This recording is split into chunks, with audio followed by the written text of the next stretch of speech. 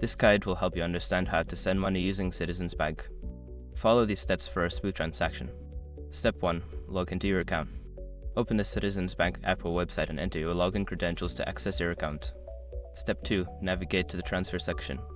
Once logged in, find the transfer or send money option in the main menu. This is where you can initiate your money transfer. Step 3. Select recipient. Choose the recipient from your contacts or enter their details manually. Ensure that the information is accurate to avoid sending money to the wrong person. Step 4. Enter transfer amount. Input the amount of money you wish to send. Double check the amount before proceeding to ensure it is correct. Step 5. Confirm and send.